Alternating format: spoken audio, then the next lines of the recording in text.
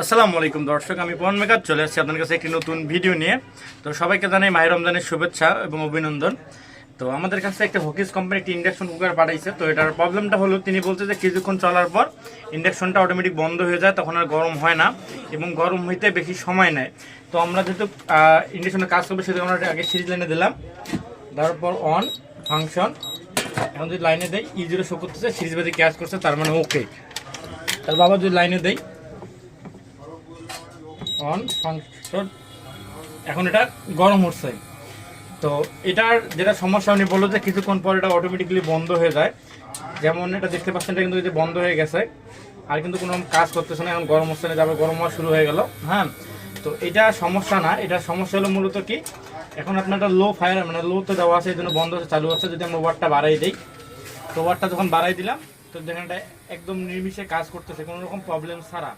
কিন্তু এখানে যেটা সমস্যা আমি বুঝতেছি, এটার যে কুলিং ফ্যানটা আছে, সম্ভবত কুলিং ফ্যানটা কোনো কারণবশত ঘুরতেছে না। যদি আমরা একবার দেখাই আপনাদের খুলে, তো চালু অবস্থায় আছে, তো অন দেওয়া আছে, ফাংশন দেওয়া আছে, কুলিং ফ্যানটা কোনো রকম কিন্তু ঘুরতেছে না। যদি আমি হাত দিয়ে ঘুরে দিই, হাত দিয়ে ঘুরতেছে, কোনো রকম কুলিং ফ্যানটা ঘুরতেছে না। এই কুলিং ফ্যান যদি না ঘুরে তাহলে কি হবে, তো যদি কুলিং ফ্যান না করে আমাদের হিটসিংটা বেশি গরম হবে। হিটসিংটা বেশি গরম হলে এখানে কোড পাঠাবে, E3 পাঠাবে অথবা E5 পাঠাবে।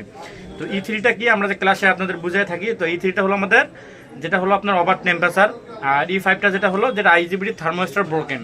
IGBT থার্মোস্টার বলতে কি বোঝা যায়, যে আমাদের IGBT সেন্সরটা আছে সেটা কাজ করবে, আর যেটা বটম টেম্পারেচার আছে সেটার জন্য E3 শো করে।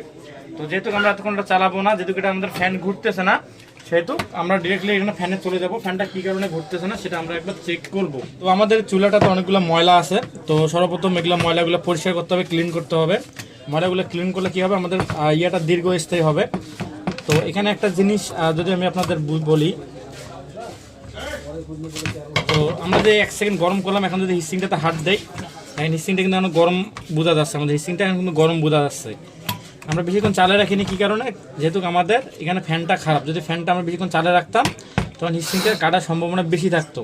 তো আমাদের ফ্যানটা ঘুরতেছে না, কী করবো, আমরা এখানে একটা অন্য ফ্যানটা আমরা বসাবো। অন্য ফ্যানটা বসার পর দেখবো ফ্যানটা ঘোরে কিনা। যদি অন্য ফ্যান বসার পরে ফ্যানটা না ঘোরে, সেক্ষেত্রে আমাদের কি প্রবলেম হতে পারে, সেক্ষেত্রে আমাদের ট্রানজিস্টর যেটা আছে 18 ভোল্ট যে পাস করে বাইপাস করে, যে অর্থাৎ আপনার 80-50 যে ট্রানজিস্টর আছে এনপিএন ট্রানজিস্টরটা, সেটা কোনো পর্যন্ত সমস্যা হতে পারে।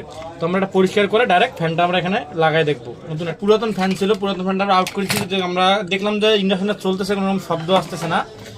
আর সেহেতু আমরা কী করলাম, ইন্ডাকশন ফ্যানটা পরিবর্তন করে দিলাম। এখন ফ্যানটা যদি লাগাইছি, নতুন ফ্যানটা লাইন ঘুরতে যাচ্ছে, লাইন দেওয়ার সাথে ঘুরতে যাচ্ছে। এখন যদি আমরা সিগন্যালটা এখানে দেই, অর্থাৎ আমাদের ইয়ে থেকে যখন সিগন্যালটা দিবে আমাদের মাইক্রোকন্ট্রোলার আইসি থেকে, তখন আমাদের ফ্যানটা ঘোরা শুরু হয়ে যাবে।